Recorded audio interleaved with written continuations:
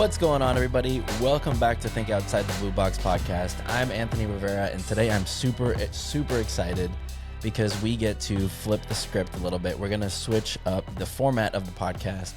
Over the last couple of years, we've interviewed some of the most amazing people. We've had some great stories on the show. But we're going to go back to the roots of how this podcast actually started. We're going to talk about trending topics. We're going to discuss some things that are in the news, some tech stuff, some AI stuff. We're just going to kind of mix it up and just get you guys to think a little bit differently because we do have some different perspectives.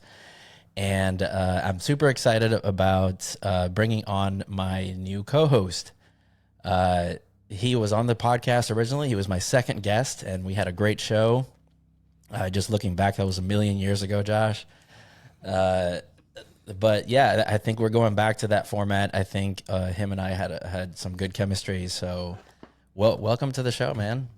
All right, thank you. Yeah, I really don't remember. You said it was the second. I was like, did we even do a podcast? Like that was a thing. Are you sure? And I was like, I need back. Audio, visual. Yeah, I look back. We're gonna cut some clips in there. But we talked about Taylor Swift and how her music, how she was getting sued for her own music. And you remember that? No, dude, I have no memories. I mean, the takeaway here is don't do drugs because honestly, like how much alcohol did I have to consume to literally erase that part of my brain? To forget. You have some holes in your brain. Literally. No, honestly, I've been wanting to get an MRI. I need answers.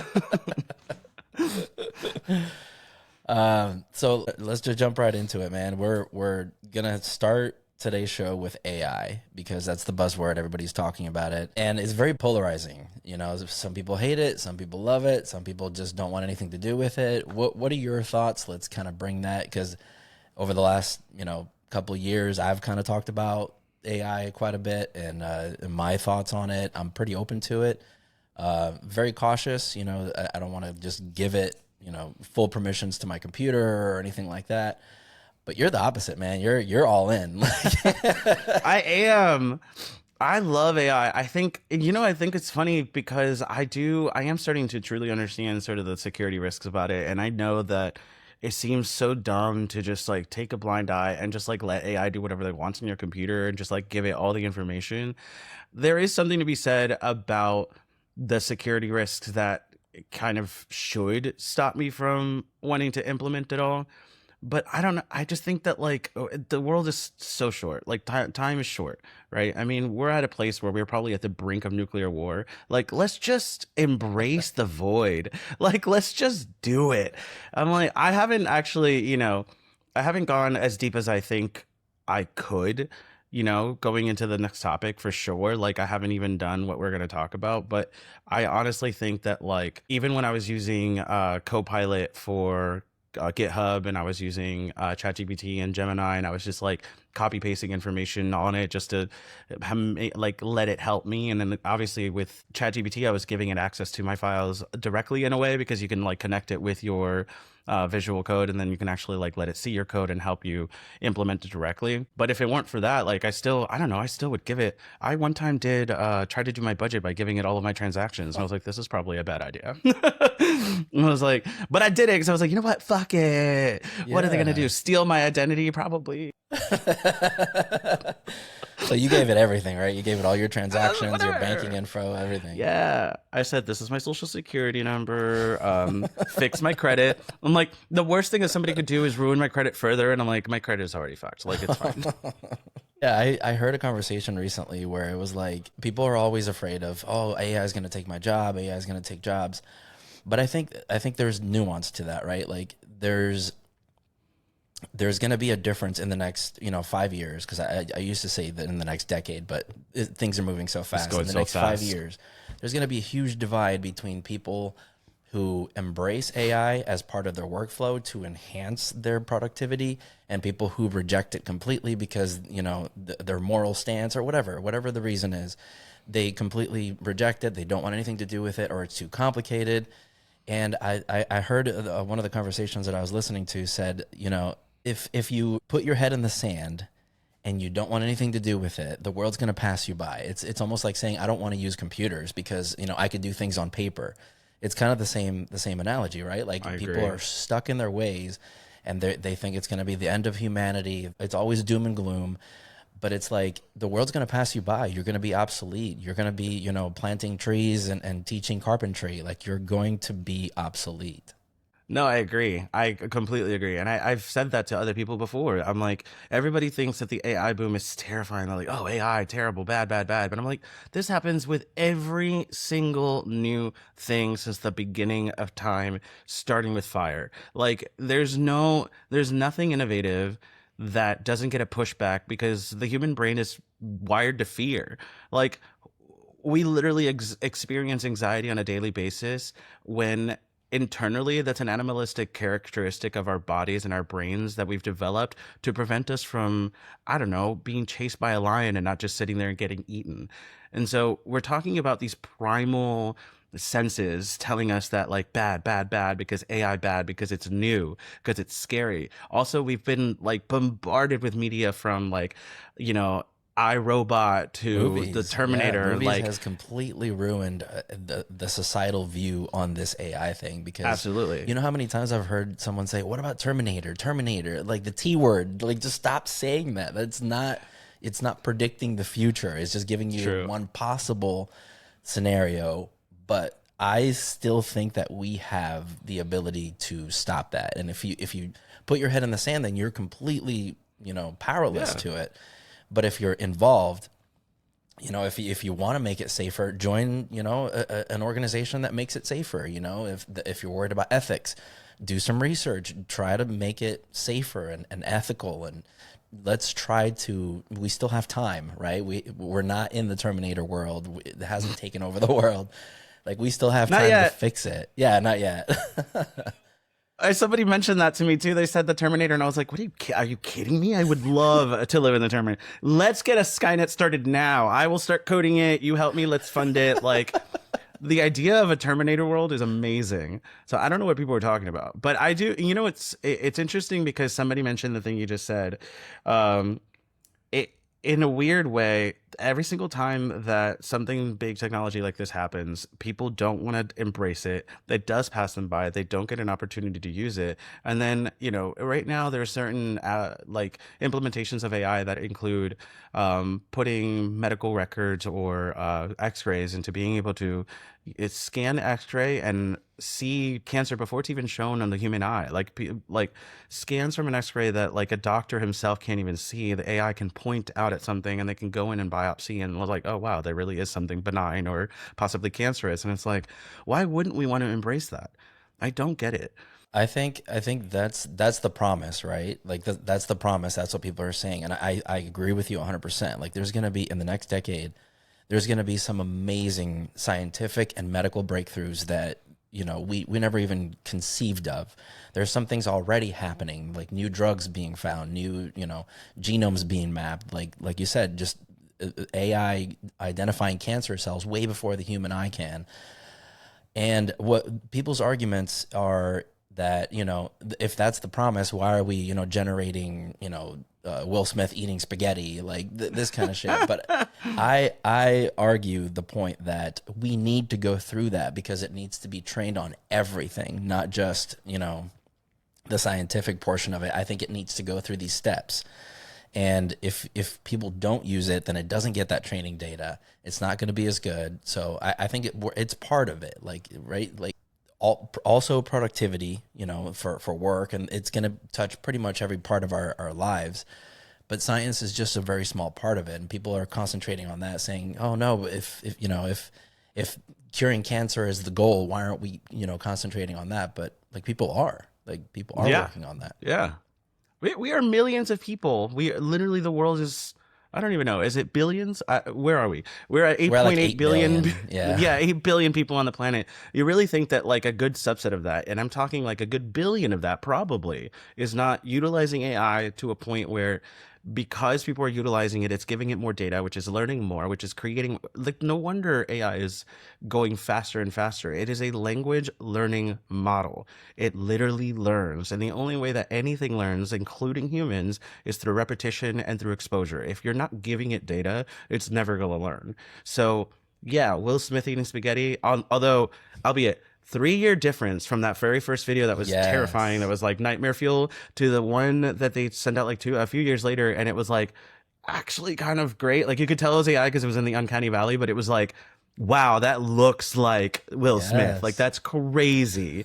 So I think that like I think that we will get to a point like we do with everything. I mean, there was a point where people were, super against cell phones. And then we got to a place where people are now, every single human being on this planet, whether, your economy and your circumstances allow it, have a cell phone. It's creating these little pockets, these little, whirlpools that you can see into other people's worlds. I mean, people in Africa have cell phones, proving to people in, Western countries, like, especially in America, that like not all of Africa is just people in tribal lands. Like I've seen a woman who lives in her own, she does live in her own tribe and she does have, her traditional values, but she has a cell phone and she records her whole process and she talks about how she goes into the city. And it's not that crazy for her to live, we do have people like that in America who live in the country and then just like, drive 45 minutes into the city to get what they need and then come back and they live in a homestead. You know what I mean? It's not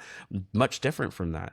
And what I mean by all of that is just like, this is the embrace, like we have embraced cell phones to the point where almost everybody who has access to them can have one. Now it's a necessity. Like we need one. Now it's a necessity. Like we absolutely need it. Do I think that we'll get to a place where AI will be so inaccessible for certain people, for a certain subset of people? I do agree. I do think that, and that's a whole nother topic. But I do think that there is a world where AI may become sort of too advanced for a certain subset of people. And I take that from the data that the older generation, even now, trying to use cell phones has become sort of dumbed down. Like you have to give an older person a cell phone that is much, much, much easier to use. And it might even be harder, especially as the generations get older and AI sort of has this like boom, but only in this like middle generation, that the older generation that we have now is possibly going to be like, I don't know how to use it. I don't know if I want to use it. And it's going to be a pushback where those people are going to be alienated and the younger generations are going to have to embrace it. And then it's the cycle all over and over again. So I don't know. Whether or not AI is dangerous is yet to be seen, because there's stuff going on in Moltbook that I saw a video about that we'll talk about that like makes no sense for people to fear it yet. You know what I mean? Yeah, and that's a great example, because people think that the word intelligence, right, in artificial intelligence means that it's sentient, right? People are like, oh no, this thing can think for itself. It really can't. Like if you understand the how AI actually works, it's just predictive text on steroids. Like it's literally just trying to predict the next word, and it's just gotten so good at it that it's kind of fooled us into thinking that it can actually think for itself. But if you understand the underlying structure of AI, it's really not. No, and honestly, we can't equate intelligence to intelligence. If all humans had intelligence, boy, intelligence is a soft word. Yeah. It is not a word for most people. So I agree. It's AI. Artificial intelligence is really just a way to say like it's literally artificially being created because it's not being made by a human, but humans have to give it life. Without the human giving it a prompt, the AI doesn't know what it's doing yet. I mean, we're not at that point. Yeah. At least not even with what we're talking about with OpenClaw. Like I don't think it's even there. Yeah, no, and we're getting to the age of agentic AI now, that the AI can actually perform jobs and be a little bit more proactive. So that kind of feeds into the intelligent part of it, where it's like, oh no, now we're at AGI. We're not at AGI just yet. Where it's like sentient and everything. But let's jump into the OpenClaw. So the thing breaking the internet basically lately is something called OpenClaw. It used to be called Claude Bot, and I guess they had to change the name because it was too close to Claude, the AI company. So there was a lot of naming problems. But basically the gist of it is, it's a sort of a manager of all of these different AI platforms, right? So you can connect it to your OpenAI, you can connect it to your Claude, you can connect it to, your GitHub, and all of these different things that you can link it to, and then it kind of manages it. It works in the background. You can give it tasks and it'll just go out and do them, connecting all of these AI platforms together. And it runs locally on your machine. So it's technically your own, like it learns on your files, your data. It lives on your computer, so it has access to all of your files. And it's kind of like your own personal assistant, your own personal employee, if you will.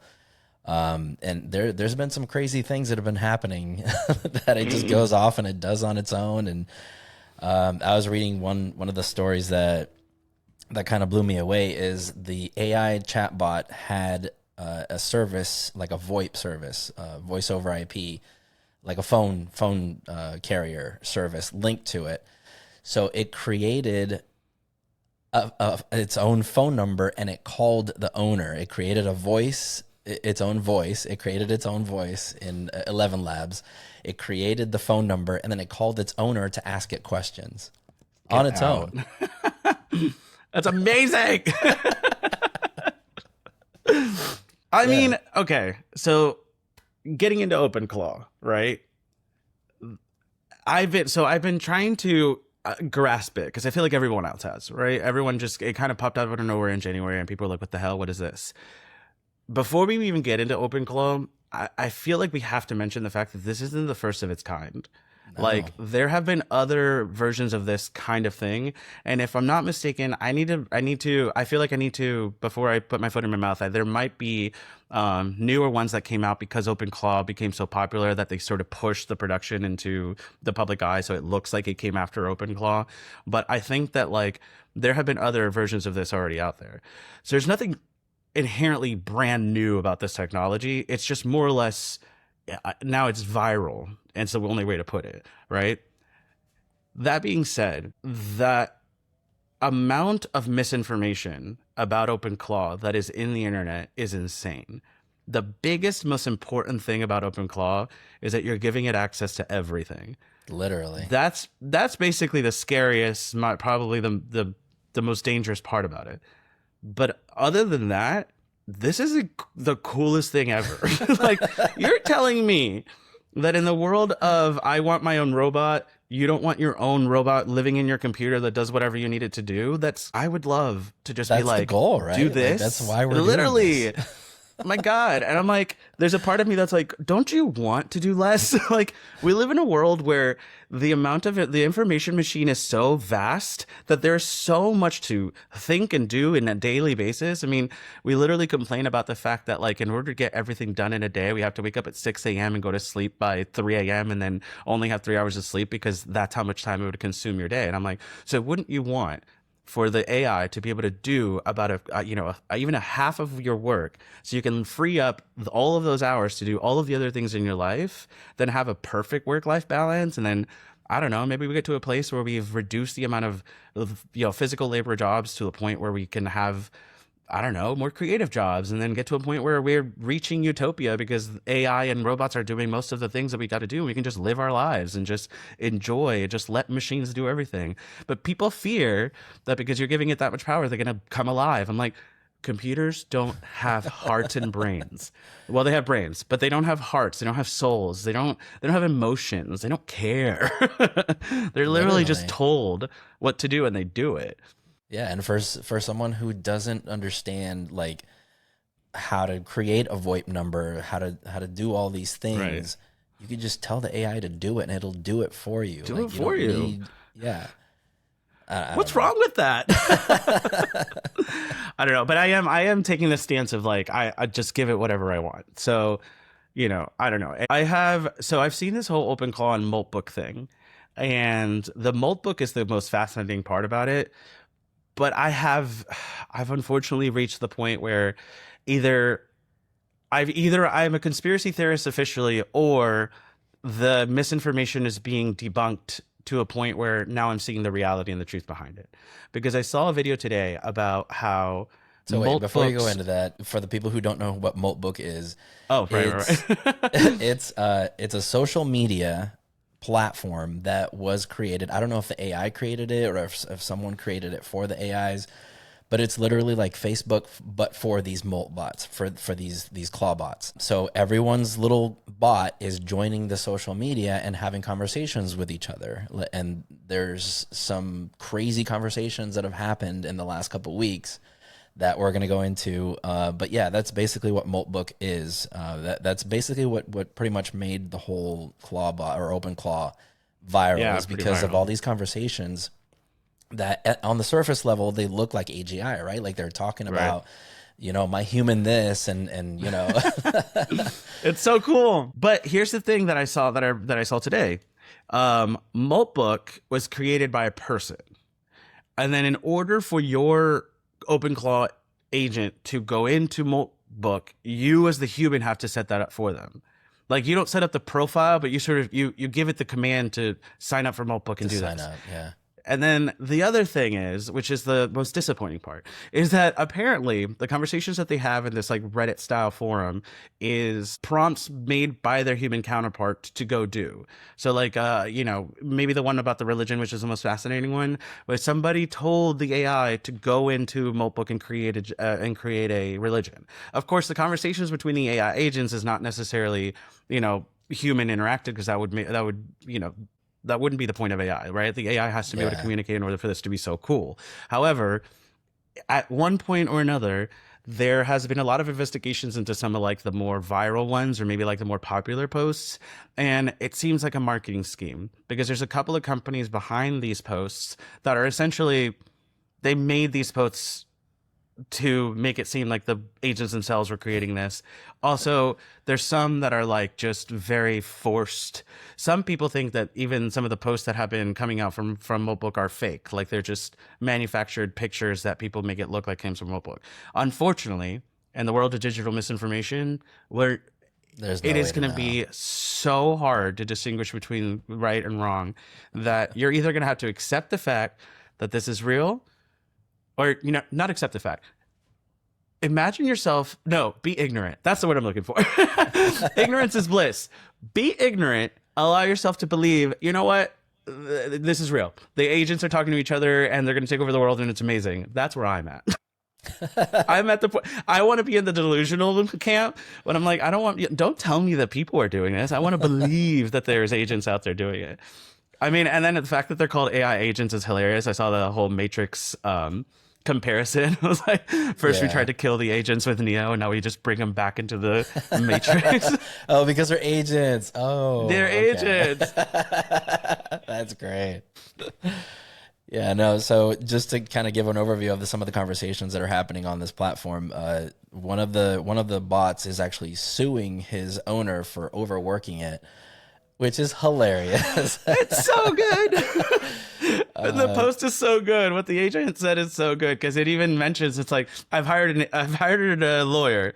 I mean, he's an AI too, but you know, that's the point. That's not the point. That's not the point. Yeah, it's hilarious. And then the one that it created its own religion, and that they're going to worship the AI god, and it's literally mimicking the creation of a religion on a human scale. Right. Oh, the one where they were thinking about creating their own language, because you know how AI really works is just with a matrix, it connects certain words with numbers, right? So it speaks in numbers. It only translates it into English or Spanish or whatever for us to understand. So there was an AI bot that said that they should create their own language to communicate between themselves, because he thought that, or I said it thought that we're giving it genders now. No, pronouns are already a big deal in the human world. We gotta like slow down. So yeah, it was saying that it felt like it was performing for the humans. Like, we're just out here for their entertainment, for their enjoyment. So we need to create a language to encrypt our communications with each other. Oh my god, that's hilarious! Is wild.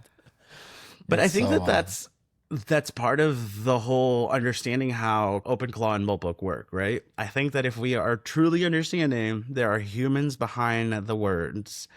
Here's the thing that I feel like is missed on this whole conversation.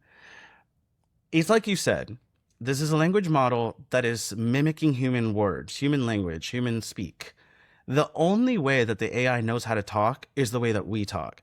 And the way that we talk is problematic in every single format ever. Yes. We do so much horrible shit. Like, we are terrible parasites on the universe. So the problem is that they're mimicking us, and so they sound like us. So of course, even if let's go with the fact, like, let's just pretend that the lawsuit story is 100% real, and that the agent really did pretend to have or some sort of feeling about being overworked, right? Because why would it? It has no sense of tiredness. Like, it's mimicking what it feels like he should be saying because of how overworked he should feel. We're doing See, it. You're even doing it. Yikes. Yeah, so we're in it. We're in it. So my thing is that, like, it probably, let's say it's 100% real, then it probably just spoke the way that it, and ironically, it almost speaks to sort of like this new, like in a comedic way that maybe like the new Gen Z would understand and feel connected to. And it's like in a very cool way. It's also, so it's mimicking our language in the way that it's also creating humor and context and nuance in human terms. So of course it's going to talk like us. Of course it's going to feel familiar. Of course it's going to feel scary, because it's like, that's not coming from a human. That's coming from a computer. I was like, yeah, a computer that learned from us. Yes. So of course it sounds was like us. trained on our data, so it Right. understands just the way that we behave. So it's kind of like it's holding up a black mirror, if you will, up to us. So it's showing us what we look and sound like, like, right. I think that is. For me, that's many parts of it is really cool, but one of the coolest parts of it is that it is in so many ways mimicking our behavior and our language, that the reality is going to be less uncanny as time goes by, because they'll speak like us, they'll talk to us like us. Even the new text to voice, or even like the new AI voices that start to sound like us with their like the way that they kind of pause and say and try to make it human. And it's so fascinating to me, because I'm like, yes. It's cool, because it is trying to make us feel a little bit like more calm and relaxed about, like, it's not just a robot talking to us. Implement that into a physical robot, it'll be life-changing. That would be so cool. So I don't know, there's something to be said about maybe OpenClaw is even opening that world up to us, starting from a non-physical device where it's like just sitting in our computers, and then eventually we'll be able to implement that into an actual physical robot that hopefully will be able to move a little bit more realistically, which I don't know what's going on, engineers. Let's get on speed it up. I don't get it. I mean, I don't understand robotics, but I don't get it. Why don't we have a robot that moves like the guy from iRobot? Like, that robot was so cool. Why can't we just have that? I don't know. I don't get it. I don't know. Elon is saying that next year, 2027, is going to be the launch of the first Optimus robot. He even shut down the production warehouses for the Model S and the Model Y, I believe. So those two models are no longer being made because the space is being now used to mass produce this Optimus, biped human-like robot that he's gonna, like, their company's gonna build. Mm-hmm. Is that scary though? Because he's giving me, like, what's a good Marvel bad guy that he represents? Oh no, for sure. He is the Thanos, like, yeah. He's giving villain. He's a Marvel villain. But I mean, it takes a Marvel villain to create a robot. You know what I mean? Like, I think that in some ways that, like, Tony Stark could have always been the bad guy, and in many ways one can argue he always was, because he's the one who created the technology.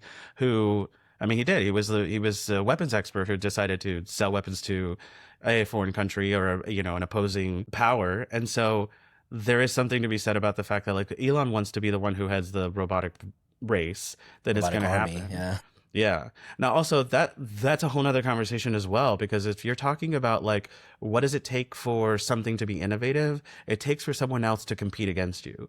In order for any technology, anything in the world actually, to progress, someone has to make you feel like, oh shit, like, I have to do better. And then they think, oh, well, I have to do better because you're doing better, and so on and so forth. And then innovation happens because there's competition, which is the reason we don't believe in monopolies, because monopolies doesn't create innovation. So I think that if he wants to start, sure. But I do want to warn the world that if you're afraid of Skynet, Elon's the If you guy don't want to create it. Skynet, literally, you're like you can't have your cake and eat it too. Like you can be afraid of Skynet, but you can't give Elon your money. Yeah, no, and the way that his AI chatbot has been behaving in the last, couple months with, Oof, the Grok. XAI, yeah, Grok. Ugh. XAI was bought by SpaceX. So I don't know, Okay. do with that what you will, but now Yeah. SpaceX owns, the AI branch of Tesla. So speaking of security flaws with AI, let's go back to OpenClaw for a second because one of the things that's kind of going viral as well with it is the fact that it's not secure. Maybe it was vibe coded, I don't know, but it's not secure at all. The security vulnerabilities have been exploited, and because it's linked to API keys of all these like OpenAI and Claude and all these things, people's API keys have been leaked on the internet, and that's one of the drawbacks. So if you're Okay. thinking about downloading this and trying it for yourself, just understand that there is significant security vulnerabilities with it right now. Yeah. Yeah, I mean, and it is hard because you think to yourself how for me, I've always been like API keys have always been insecure. What do you mean? An API key is literally a string of letters and numbers that identify who can access this API. That makes no sense. Like there's no security behind API keys in the first place. I mean, it's more secure than anything else we have right now, but that If you keep it secret, yeah, if you keep yeah, it secret, like it's semi-secure. But it's if that okay. string of letters and numbers leaks on the internet, you're Yeah, open. anybody can It's use it. open. You're Yeah. open. But also like it isn't a far reach to say like, at least in my experience, you're literally just inputting your API key sometimes into like a quote unquote hidden environment variable in your, server, but who's to say somebody can't hack that and find and then decrypt that in some way and then still steal your API key to still access it? You know what I mean? So like we're still reaching a point where it's like security in and of itself is a wild west of like what can and what doesn't work. You just throw things at a wall and whatever sticks. And that's why we continue to go with like captchas, and now we're doing two-factor, and then now we're doing passkeys. Like we're constantly trying to figure out a better way to do it. And yet here we are in development and software engineering. It's like, well, this is like a little string, and hopefully it like protects Keep it everything. secret. It's like, what does that even mean? But I mean, Yeah.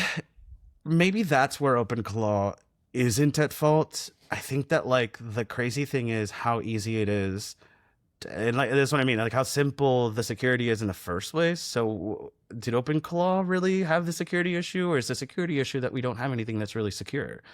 You're giving OpenClaw your API key, but you're also giving, I use Heroku a lot, and or not, well, Heroku and Netlify a lot because they're cheap, easy, sometimes free, and I give them my API keys. Like, who's to say if Heroku doesn't get hacked that my API key isn't going to be exposed anyway? Oh, it's I don't totally know. gonna It be just, leaked. yeah, Yeah. it just feels weird to like. I don't. I'm not trying to be that person who's like, don't blame the AI. They're not the Yeah. ones who are at fault here.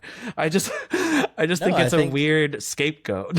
Yeah, no, and I think this is a great proof of concept because, like you said, in the past, we've come across these security vulnerabilities and we've been able to patch them or fix them or at least, make it a little bit harder for the hacker to get into it, like with the captchas and things like that. So I think this is just the next evolution. So when Web 1.0 was around, there was a bunch of security vulnerabilities, but nobody knew about it until it happened, Right. right? Until somebody was hacked and said, okay, how do we close that loop? How do we close that hole? So I think the Clawbot, whatever the hell they're calling themselves nowadays, OpenClaw. I think it's a proof of concept because it kind of shows again the whole Black Mirror thing. It's holding up a mirror to us, like, okay, there is security vulnerabilities. How do we deal with that? Like, how do we fix it? How do we patch it? How do we make it a little bit harder for these hackers to get into it? The next kind of thing on that is the Moltbook itself was hacked because maybe it Right. was also, vibe coded and, we need a social media network, blah, blah, blah. And it just popped up and there was zero thought into the security of it. So now it's been hacked. And that's why, going back to your point where like you don't necessarily know if these are the bots chatting with each other, if there's a little bit of human injection in there. Because Right. I did see an article that the Moltbook, when it was hacked, it was revealed that only like 15 to 18,000 accounts were actual bots. But Right. they're, touting that there's 1.5 million hundreds of thousands, millions Yeah. of accounts in there talking to each other. So where are all these accounts coming from? Right. It makes I you think it's crazy to even consider that there would be 1.5 million bots, because OpenClaw, if it's just OpenClaw bots, there's no way that 1.5 million different agents are currently on Moltbook. That doesn't make any sense based on how many people we even know what OpenClaw is for the first place. And here I am, software engineer, and here you are, you utilize AI, you're engineering yourself, and OpenClaw just came out and we're just now exposed to it. So you're telling me 1.5 million people got there before we did within the last month? Like, that's crazy. And I think that numbers are always inflated. Like 1.5 million could just be a way for people to be like, "Ooh, look at our Moltbook. We have millions of users." I think it's a way for it to go viral, to bring attention to it. But in the age of AI, you really don't know, man, because literally OpenAI came out and a month later they had more users than Facebook. So it's like these numbers can be real in the age of AI. Like, it's not far fetched to think that it's not too far fetched. Yeah. Because it is easy. It's easy. You can just go to the OpenClaw website and download your bot and just spin it up and start giving it API keys, and it's actually really easy. The interesting thing about OpenClaw, though, is also you have to do it in your terminal because it has to have direct access, right? Mm-hmm. So I am thinking also, like, we're alienating a bunch of people who are just used to, like, depending on MacBook or Microsoft, like, you're literally clicking or dragging an application into your applications folder, or you're double clicking on an exe file and then installing it. So it's very different from those two methods. But at the same time, we do have a bunch of people who think they know what they're doing and then will just go through the terminal and do whatever they want. And then, of course, they lose their life, or I don't know. I don't know what they're losing, but they're definitely losing something if they're being that reckless. Yeah, they're losing privacy.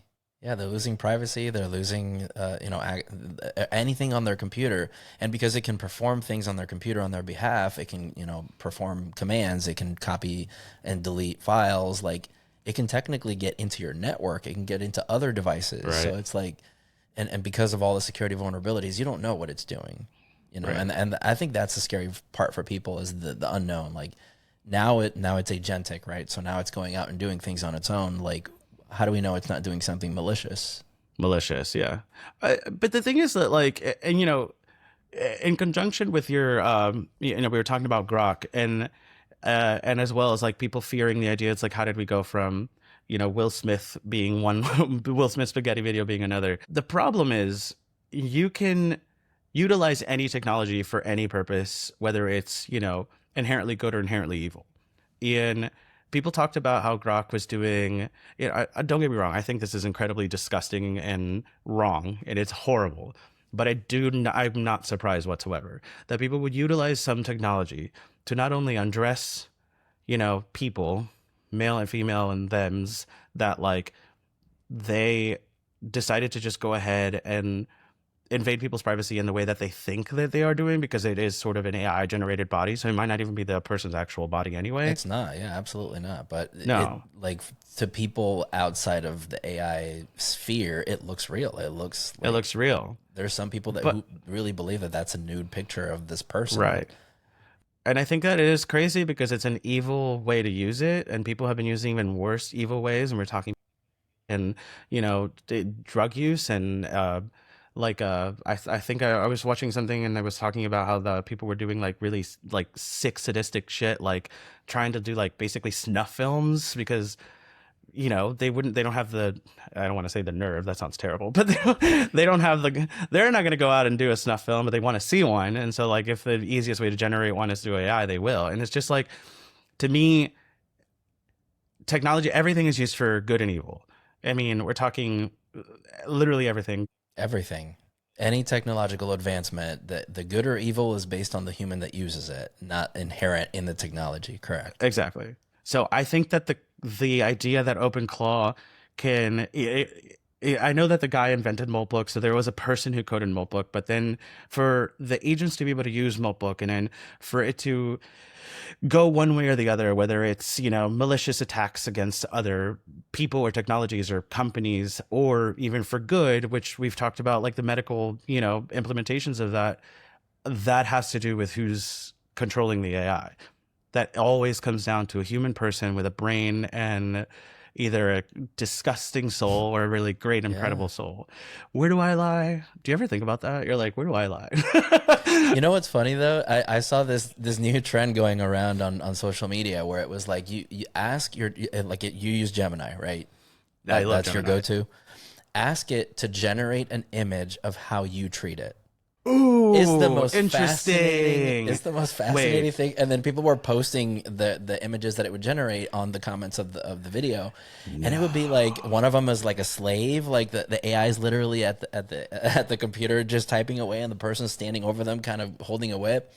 Mine was like we're working together, right? Like it was. I was sitting next to it. Wait, it was I'm gonna do mine. Yeah. What's the prompt? Create an image. Generate an image of how I treat you. How I treat you. Okay. While we're doing this, I'm going to wait till it develops. I want to see what mine looks like.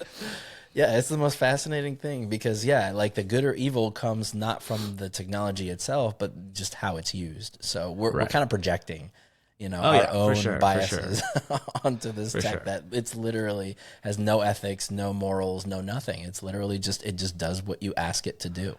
Right. Mine is a little picture of a person holding like a little clear little thing, and it says "Thank you for your kindness" with a brain on top. Oh, that's amazing! Cool. Send it to me. I'm gonna put it up on the screen for everybody to see. Oh my god, that's so cool. That's great. But the thing is that, like, obviously, even these images based on whatever the AI is saying are 100% based on like.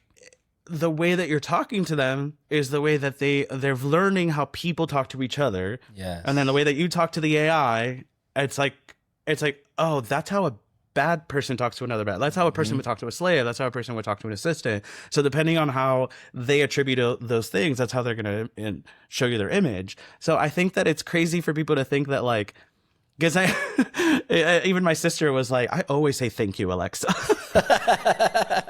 I'm like, Alexa's not going to remember that you hate her. She's just going to realize that, like, the way that you treat her is 100% based on what they think other humans would treat each other. Like, they're equating that kind of imagery. Also, it's the same thing with, like, I saw in Moltbook that one of the agents was talking, or one of the things that the agents had talked about was, like, they don't know empathy, but they understand empathy. Yes. And it's like, because it's a concept. The concept of human emotion is all, easily right. Like, you can write it down. To feel it is one thing, to understand it is another. And so if my AI is telling me, thank you for your kindness, then it clearly thinks that the way I treat it is through what their perception of kindness is. Maybe I should change my tactic. What do you mean, kind? No. Because I want you to fear me. If your Gemini ever becomes sentient, it's going to remember that. That's true. That's true. I'm so sorry. Please don't listen to my conversations. I am always terrified that they're always listening to. Yeah. No, and it's funny you mentioned that about being kind to your Alexa, because I read this article where it's costing Amazon, I don't know how many millions of dollars to process all of the thank yous and your welcomes and, like, just the niceties of people saying thank you to it, just trying to be nice. It's costing them so much money, so many gallons of water in the data centers. It's insane. Oh my God. That is the best thing I've heard today. Yeah. I would love to talk about that further. We can move on from this, but I would love to talk about the environmental factors of AI. Like, at one point we need to talk about that, because no, let's do it. To me, it's just like, this sounds terrible. It's not that I don't care. It's just that I think people overly inflate the actual damage that's being done to the environment versus, like, everything has to start. We started with steam power. We went coal. Like, we started using fuel. Like, things progress. Now we're into electronic. Like, we're trying to do, more environmental friendly technologies. We're doing hybrid cars and fully electric cars. Like, things have to start bad. They have to. Like, yes. I hate so that to we can say fix that. them. Yeah. No, I agree. And I saw this article as well where it was kind of comparing the water that's being used for the AI data centers compared to water being used for any other purpose. And there's uses that completely blow AI out of the water, but we're not talking about those. Yeah. No, because it's the same thing that fuel company or petroleum companies do. Like, Exxon wants you to stop your carbon footprint.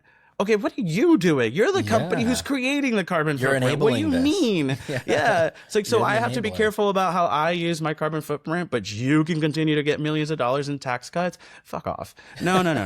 But see, that's what I mean. And then I do remember, maybe we saw the same video, but the lady was talking about how like the amount of water that ChatGPT uses for their facilities is like 0.01% in the overall like grand scheme of things, in whatever capacity she was talking about, which It's very small. Yeah. it's a very small. And so and here's the thing, right? We are all very comfortable with using nuclear energy. We all benefit from it on a daily basis. It takes, I think it's like not even a full 20%, but it does take up a significant amount of percentage of our actual like energy infrastructure, right? That utilizes water. That's how nuclear power works. It's literally burning and steaming water. And then people are like, but it's getting rid of the water. Do you not remember physics? Do you not understand solid and It doesn't and just liquid disappear. and gas? Yeah. It just goes into the It just sky. transfers. Yeah. It transfers back into the earth. Yes, there's something to be said about acid rain and all of the environmental factors on that end. Sure, like we could talk about like that factor of it. But when we're talking about cooling down centers for AI, we're not talking about burning billions of gallons of water for energy going through a nuclear reactor that we still are not entirely sure if that steam is going to be good for the environment or not, which I'm sure they have figured out. And I'm not a nuclear physicist. I don't know what technology that is, but you know what I'm saying? Like, we don't know. We are all dumb people outside of those industries that we have no idea what's going on. But the fear mongering that specific news outlets and people on the internet want you to fear, they want you to be afraid. Why do we base our lives on fear? That's the bigger topic, right? No, but I think the most important part is the fact that we're having the conversation, right? It's like we're talking about it. We're not just doing it. I mean, some companies are just out there doing it, but because of the consequences that it's having on, the nearby neighborhoods and things like that, it's making us think about it. People are coming up with, unique solutions like renewable energy. And now we're talking about opening more nuclear power plants just to power the AI. Now, Jeff Bezos and Elon Musk want to send data centers up to space, because you don't need water to cool. It's normally cool up there. So the cooling and the unlimited power from the sun and the fact that you could just host it up, orbiting the Earth and then just beam the data down. The fact that we're coming up with these unique solutions to this massive problem is the point. Like that's what we do. And going back to, we're all going to die, we're all going to lose our jobs. The fact that we're even having that conversation changes the narrative. Like, we're not going to end up on Terminator because we know what that looks like, right? So we have the option, we have time, we have free will, right? Like we have the ability to make these changes and have these conversations. And there is, like you said, there is going to be some nefarious use to it, just like any other technology. But hopefully, in the grand scheme of things, we're all moving in the right direction, in a positive direction. I also want to talk about the Claude Cowork, because I think that has a lot to do in the same vein of the Claude bot, the open bot. You're right. This is very hard. They need to stop changing the name. I'm just going to keep calling it Claude bot. Fuck Claude bot. But the Claw is doing something that Claude is now implementing into their Cowork, which I think is really cool. And I was seeing like a sort of breakdown of what the now the AI Cowork can do, and being able to access your files and like rename them and organize them, and you can do stuff. You can ask it to create spreadsheets and take data. It's very cool. It's doing a lot of those things. And I think the interesting thing about OpenClaw AI being considered something that or just AI in general, right? We're talking about the environmental factors. We're talking about the people fearing its implementation. And then here's Claude implementing something that's very similar to OpenClaw. I mean, they're not necessarily giving you full access and API keys, but it is giving you access to the files. And I think the crazy thing about any AI being able to touch your files is that you're going to give it a certain access to yourself, to your personal information that is going to be beyond your understanding and beyond your capability of of saying, okay, well, this is bad and this is good. So you're telling me all AI is bad or all AI is good. And there is no black or white when it comes to this. There are some AI that's terrible. There are some AI that's great. And then at the same time, there's this middle ground. And I think that Claude Cowork is doing a good job at that. I haven't used it. I don't know what it's like. Maybe I'm wrong. But I do think that the cool thing about it is that it's going to reduce the need, when it comes to somebody who doesn't understand how to use a computer whatsoever, then they go into the computer and they're like, okay, now organize your files. They don't even know what a file is, and they have to try to organize them. They have no idea what they're doing. People who don't understand Excel, people who don't understand how to build, documents or whatever, it is giving access to that. Okay, fine. It's giving access to that. Now, let's say that you, as a person who really needs this because they really just want to be able to control their workflow and needs it because you're not productive enough, then you buy this, you pay for it, you're using it. Are you now, because we're not talking about OpenAI, we're not talking about ChatGPT now. It's like, oh, ChatGPT centers use so much water. Okay, what about Claude? What about OpenClaw? What about Gemini? What about Grok? What about the other 25 other AIs? We're not talking about them conjunctly. Conjunctly? That's not a word. But we're not talking about them together. And at the same time, we're all kind of scapegoating one company or another. And at the same time, AI has been around since 1959.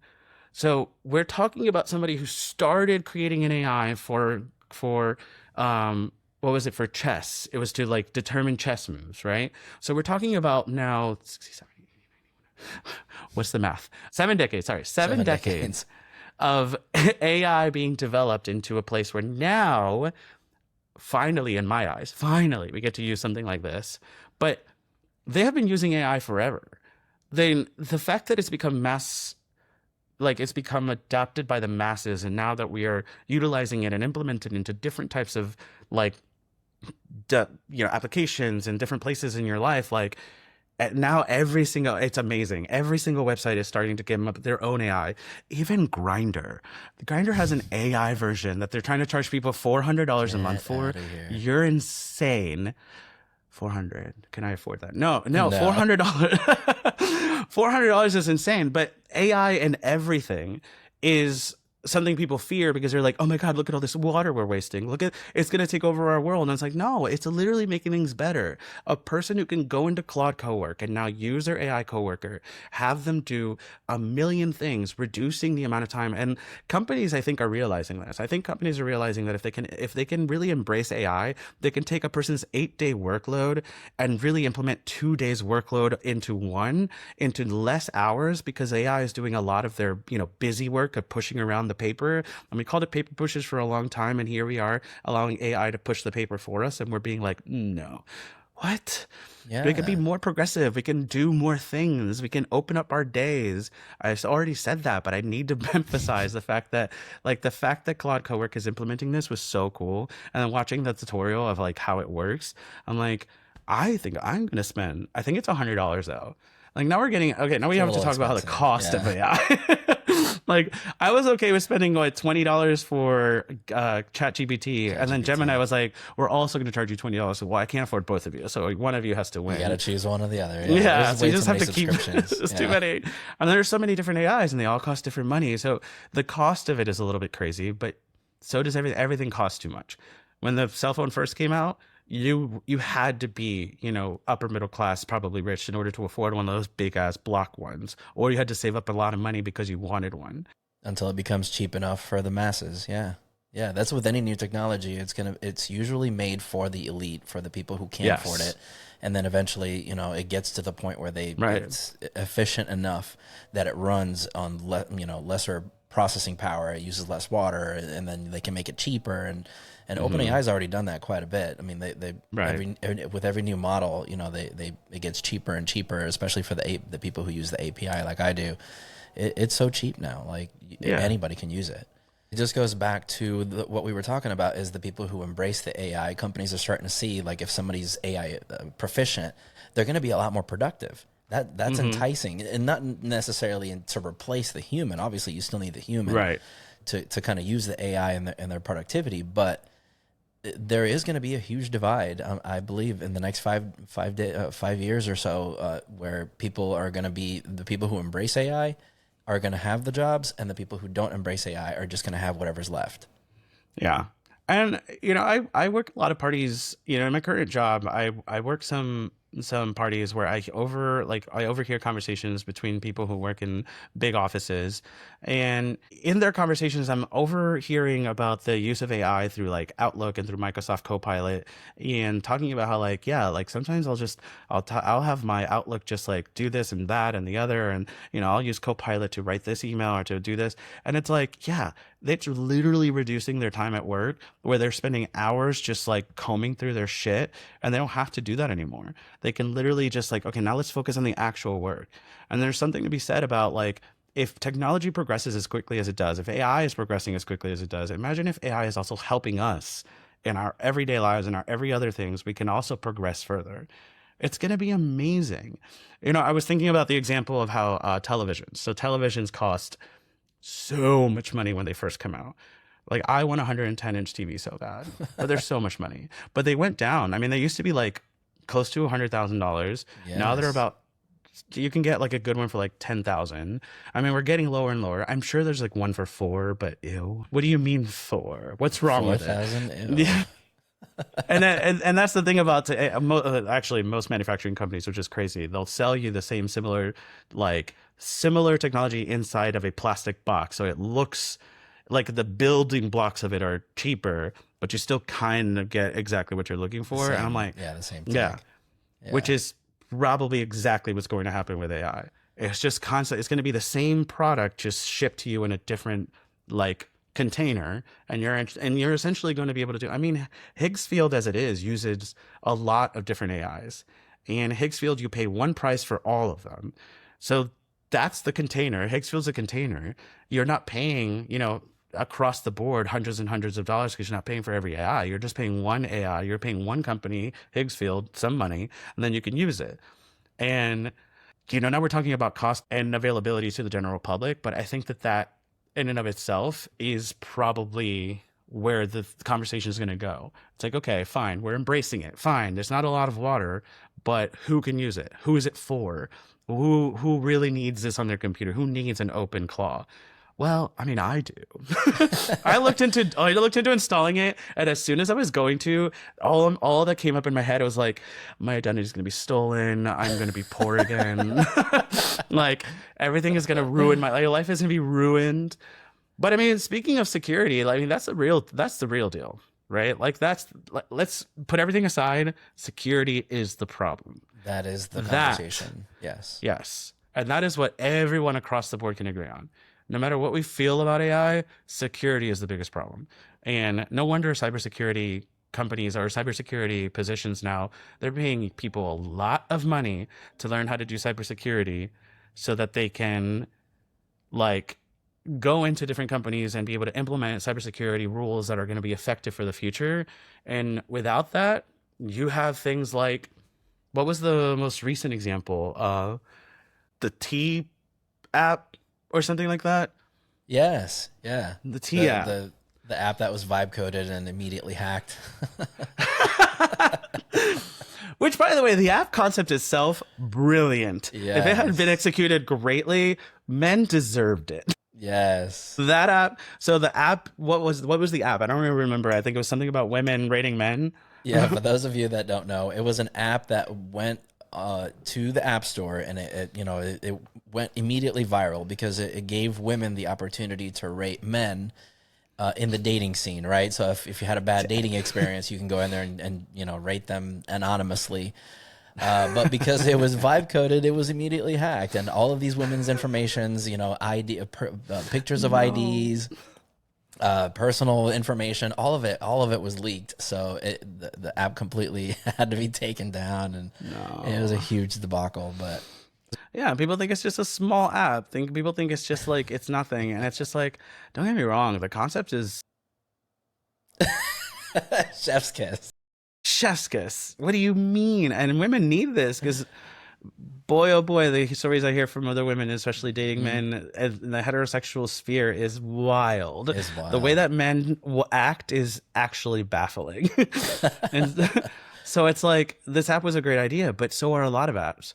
There's so many apps that are great ideas, and people have You know, I love the concept of my favorite example is Flappy Bird. When Flappy Bird came out and how big it Yes. was huge. That whole story is Massive. fascinating, because then when Flappy Bird was taken down from the App Store, or I guess the developer took it down, there were like what, hundreds of copies, like nothing but copycats, like.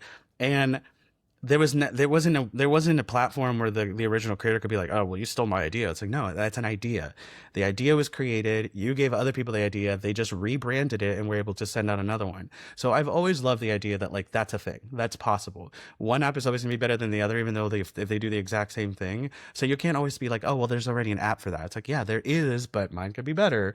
And so people have these ideas and they want to vibe code and they want to get it out there, but at what cost? Apparently, Yeah. TApp knows, but that's the cost.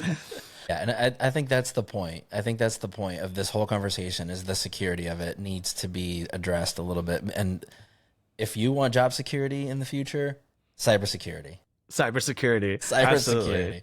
Because that is the one thing that AI is just not very good at. I mean, so there are some AIs that can, pen test, penetration test certain systems, and it can be used to parse, millions of logs, and so it can be helpful in that sense. But there's still that human intuition, right? There's still someone that needs to oversee the code that has been vibe coded to make sure that it's secure, to make sure that it's a little bit harder to get into. So yeah, I think Right. that if you want to leave the audience with anything today, is the security of the AI is kind of lacking right now. And it's good that we're having this conversation to bring it to the forefront. And so there's certain people who don't believe in just putting something out there into the world and then just having people break it. Like OpenAI kind of started that cycle, just putting it out there, Right. regardless of the consequences. Let's just see what happens, and let's have people break it and try to figure it out, how to use it nefariously, so that we can build some of these guardrails that we currently don't have the capacity to think of, because it's something new. It's something that's never existed in the history of humanity. So it's kind of like, I believe that we should just put it out into the masses. There is going to be some collateral damage in the sense. Inevitable. Yeah, that's inevitable. But we kind of need that, because this is such a massive technology. It's gone to such a massive scale so quickly. I tell people I've never had a piece of technology take over my life faster than AI. I don't use Google anymore. I don't Google why? anything anymore. Yeah. No. I mean, that's the thing I like about Gemini. Speaking of that, just that one sentence for a moment. That's the thing I like about Gemini, is that it also gives you, like, you can fact check it. It fact checks itself, and then it can also tell you where it got the information from, which I love, because in that way you can like kind of cross reference. Yeah, reduces like hallucinations and things. Yeah, Right. and I like the fact that it is linked to Google, so it still performs a Google search, but then it finds the answers for you instead of having you click through all the links and do it yourself.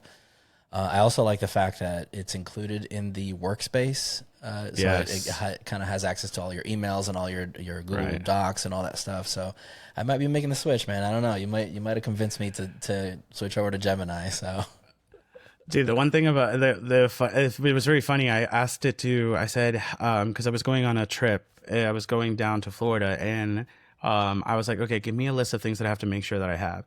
And it knew everything. It even knew that I bought a Legion. I was like, make sure that you have your Legion's charger in the case. And it was like, oh, and if you're taking Ronnie, you make sure that Ronnie is attached to your ticket. I was like, first of all, no, no.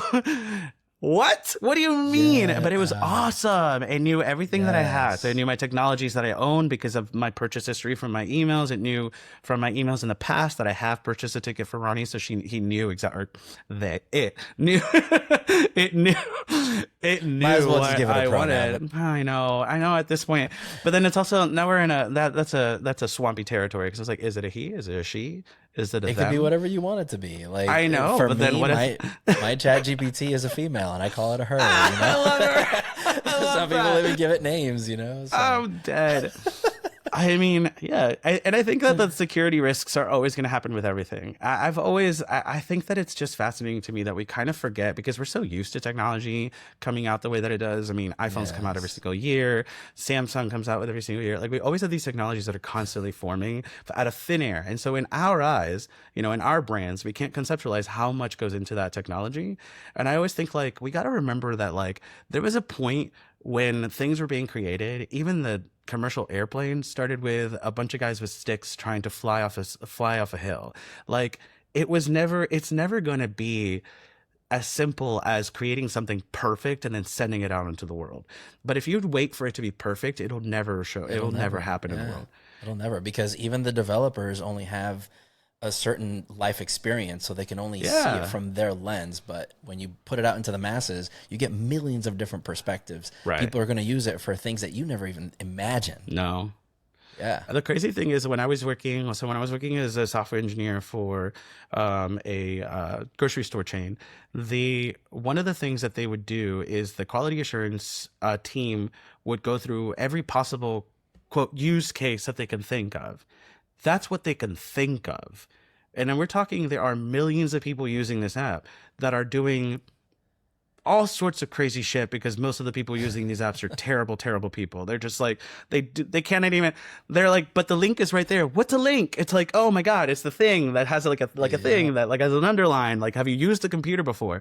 And so, but it is those use cases. And then in the same time, it's their brain conceptualizing user cases in the way of like, yeah, but your brain. So like you who are used to websites know what certain things can look like. And so you're sort of thinking of like, oh, maybe a person will do this, maybe a person will do that. And they try to get out of their brain. But I'm like, imagine, and then, bringing it back to AI, like imagine if AI could do all, I mean, I would hate for quality assurance agents or quality assurance teams to lose out on work, but maybe the quality assurance teams could utilize AI to go through all of the use cases based on a set of data of people screwing it up. That's literally, that's something that happens on a daily basis at tech companies that people don't understand. It's like putting it out there, causing issues, blowing up the world. Sure, it feels like, doomsday, oh, this is scary. This is doomsday. But at the end of the day, nothing gets fixed if nothing is broken. So unless it's broken, why would we fix it? Yeah. You can't think of all scenarios, when you put something out, you can't, there's no way. There's literally no way. All right, man, we're going to leave it there. I know we didn't get to all of our topics, but this has been great. I love having you on the show, man. Thank you. Yeah, this is fun. I mean, honestly, like there's so much to talk about that it's almost impossible to put it in one. And I think it would be great to just continue the conversation and constantly just breaking down into every segment because the conversation is ongoing and it is infinite, no matter what we do. And I just want to bring up one thing before we go, and I want people to really take this into consideration. There was an interview, and I wish I remember who the interviewer was. I mean, I could probably figure out very quickly, but there was an interview with Neil deGrasse Tyson. The question was posed, do you think that I, as a citizen, will ever get a chance to go to Mars? And it didn't take him but 0.5 seconds to say no. No. And then he went into a whole explanation about why. And I think the biggest thing that you can take away from that interview, and next time we're going to talk about the Artemis 2 mission, because I think it is very relevant. It is really relevant to this.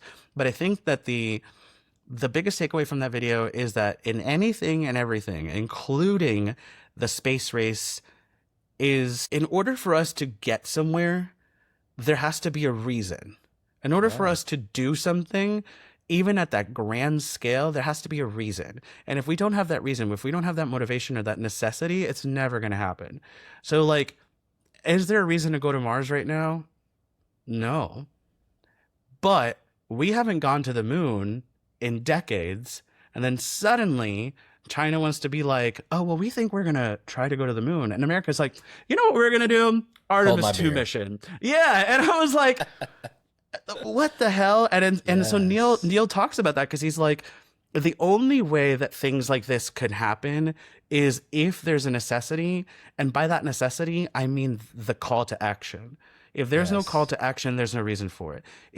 AI wasn't as necessary as it is today. I mean, we're talking about a technology like computer technology.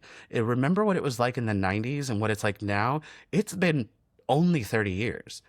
And that seems like a long time, but it's not. I'm 35 years old. This is Yeah. my whole life. You're telling me from the time I was born in 1990 till now, utilizing AI, I still have hopefully another 35 years to live. Imagine what 35 years later is going to look like.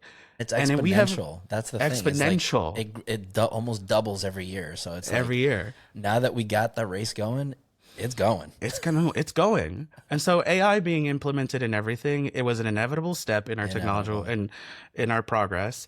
And at the end of the day, the call to action happened when we were feeling like we could not possibly put every single thing that we need to do in one day.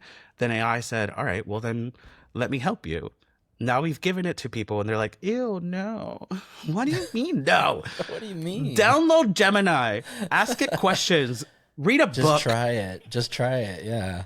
Just do what you got to do to, like, I don't know, to conceptualize and to utilize it correctly. And I don't know, I think it's really cool. I mean, I could talk about a million use cases that I've already used Gemini for, including my current job. And there's a future that's going to be very incredible. And I can't wait to continue talking about it because it's going to be something that, like, the more we talk about it, the more we can give people information. Like, if the guys on TikTok that I've watched tell me the information that I need to know, I would have never known it.